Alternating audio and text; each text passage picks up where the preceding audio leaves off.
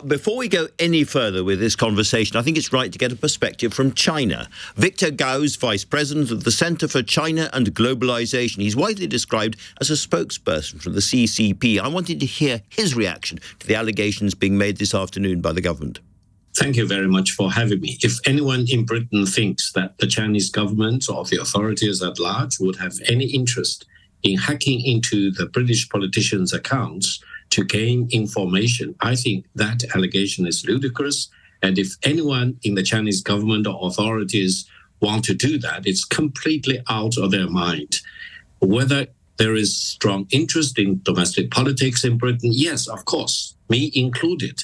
But whether anyone wants to hack into the British system to influence the election result, it's completely ridiculous. No one in China believes he or she can influence the elections in Britain. The British system is very, very different from the Chinese system.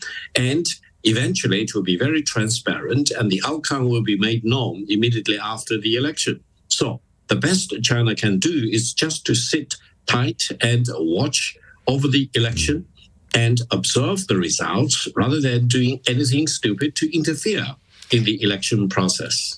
Nonetheless, the British security services have spent 2 years or more looking at these allegations. Clearly, somebody was hacking into the MPs' accounts and indeed into the Electoral Commission. So if it wasn't China, then who could it have been? I mean, I guess it could have been Russia, or it could have been non-state actors. I do not know. I think your intelligence system should come up with the evidence to convince the whole world who is doing what to what system. I would only say about the Chinese system, I would say China is fully engaged in so many things domestically, as well as in dealing with a headwind in the international arena. And no one has any additional bandwidth to care about the domestic elections in Britain. It's completely none of our business. And whoever who wins the election will need to deal with China as it is. So we are very much assured that regardless of the election result in Britain, China and Britain need to size up with each other and deal with each other as equal going forward. At the beginning of the programme, I raised the question as to whether, given that China is the world's largest economy and that trade between China and Britain is now said to be worth about £100 billion, it would be possible for Britain to cut off from China, regard China as an enemy and turn her back. What would your view be? China is the largest trading partner with more than 130 nations in the world. China's manufacturing output is larger than the combined amount of the United States, Germany, France, and many other countries combined together. Therefore, for China to deal with Britain as a major trading partner, it's not surprising. Whether China-British trade should be made more balanced, that's, of course, will be a better result. But for Britain to be cut off from China as a trading partner, I think the loss will be both the British loss as well as the Chinese loss. And I would be strongly against anyone attempting to cut off British trade with China because it's suicidal. It's not making any sense. And the British people are well known as very pragmatic people, realistic people. And you want to cut off yourself from the largest market in China in the world? Come on, that's not realistic. And what would be the effect if the British government did, as Mr. Duncan Smith is asking them to do today, and reclassified China as a threat or a systemic challenge to Britain? What effect would that have?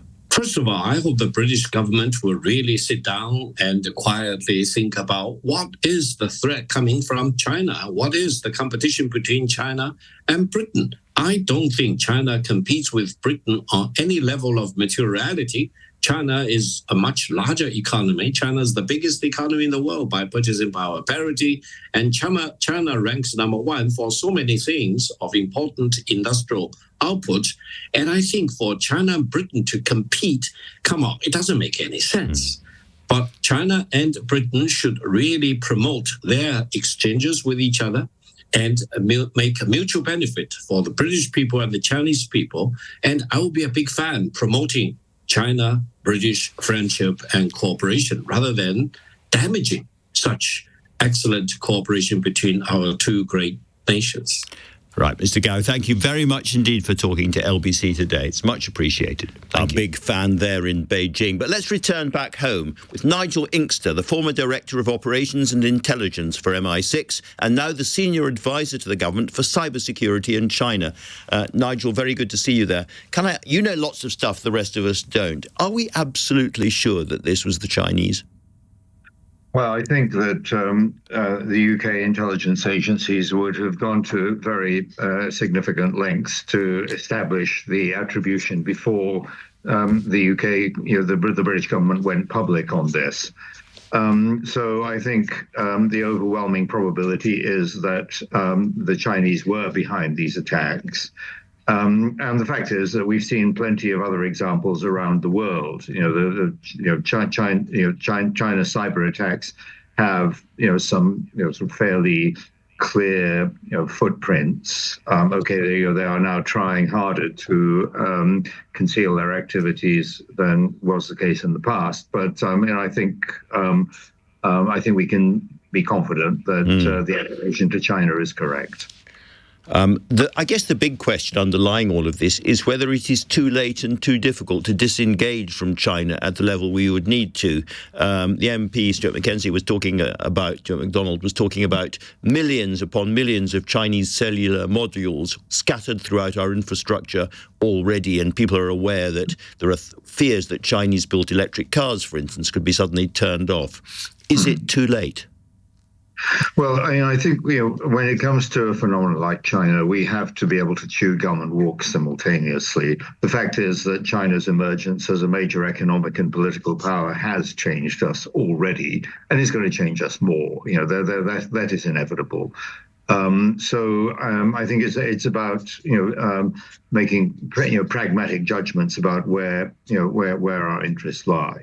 And should the UK be looking to de-risk in certain areas relating to China? Yes, of course. Some of the immediate concerns about the misuse of Chinese technology have to be taken seriously and dealt with. There's no question about that. But I think the fact is that China is too significant an economic power for us, sensibly to be able to ignore it. Turn our backs on, yes. Yeah. There is no other country on earth that has the manufacturing and industrial capability that China has got linked to advanced transportation and logistics system. No other country can replicate China in the short term. In the UK, we have significantly de-industrialized to a point where it's probably not realistic to think about moving back to anything like self-sufficiency. I think there are only two countries in the world, the US and China, that potentially could go in that direction. For the rest of us, we are condemned to some degree of interdependence. So it's about how we manage it. It's a solemn dose of realism there. Can I ask, you're providing MPs from now with sort of advice and help to protect themselves from cyber attacks and to be more aware of them. What kind of help are they going to get?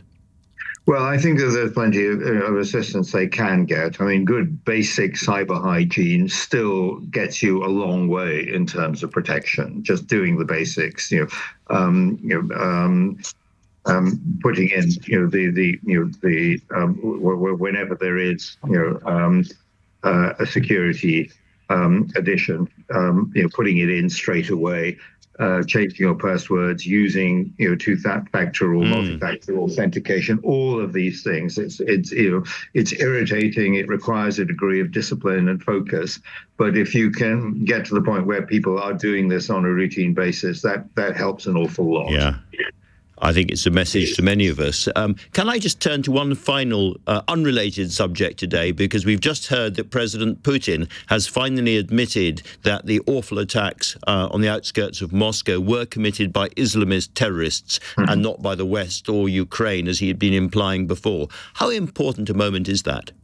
I think it's a very important moment. I mean, it's as with other major security episodes in recent times, in the immediate aftermath of that attack, Vladimir Putin was nowhere to be seen. when he finally came up, yes, you're right. He was obviously trying, to impute this to Ukraine. It's very significant because it is an implicit acknowledgement that Russia's much vaunted security forces got this horribly wrong. And they have no excuse, because the United States produced what sounds like pretty convincing intelligence that this kind of attack was imminent, and the Russians chose to ignore it. Not the first time, in my experience, that they have done something similar with intelligence provided to them that was meant to be helpful. This raises some pretty big questions about the efficacy of the FSB and other agencies. They're certainly not all seeing. Mr. Inkster, thank you very much indeed for talking to us.